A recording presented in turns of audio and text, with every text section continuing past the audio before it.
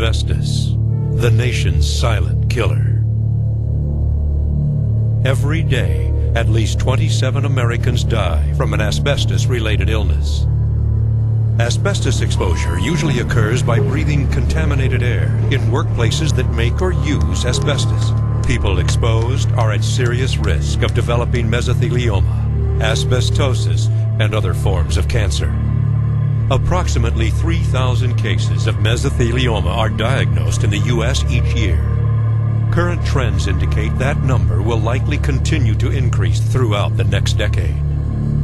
Asbestos is quickly becoming America's forgotten epidemic.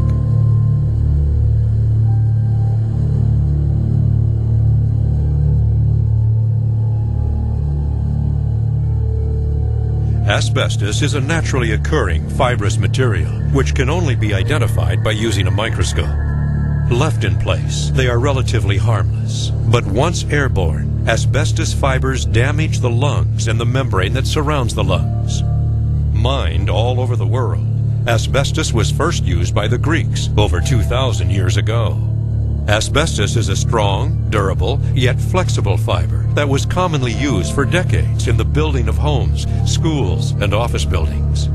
Because of its unique heat insulation and fire retardant qualities, ironically, asbestos was initially seen as a lifesaver.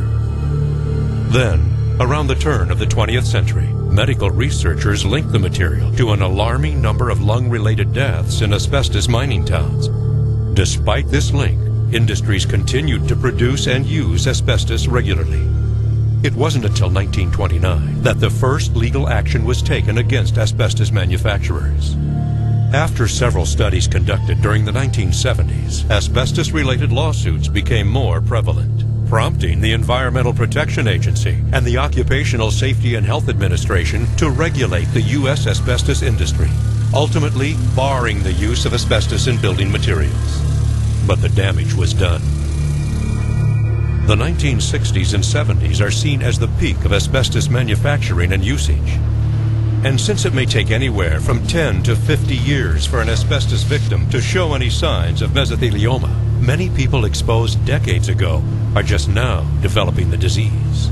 Navy ships built from the 1930s to the mid-1970s used asbestos in numerous components. This has resulted in many recent cases of mesothelioma diagnosed for Navy personnel as well as civilian shipyard workers. In fact, of the 4,000 Americans diagnosed with mesothelioma every year, about a third were exposed in the Navy or in Navy shipyards.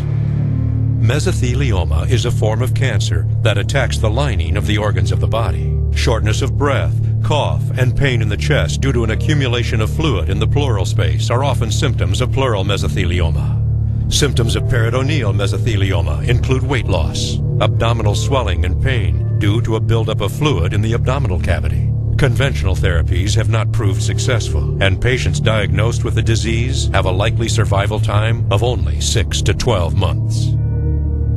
Many victims may not know how or when they were exposed to asbestos until a lawyer conducts an extensive asbestos exposure investigation. For decades now, negligent companies have knowingly exposed their employees to asbestos, radically increasing their chance of developing mesothelioma.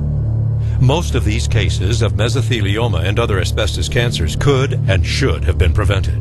If you or a loved one has been diagnosed with mesothelioma or any asbestos-related disease, you are not alone. You have options. And more importantly, you have a voice. Seeking legal compensation from these companies responsible for knowingly exposing their employees to asbestos is your right. With trial lawyers experienced in asbestos-related cases on your side, you can rebuild your future.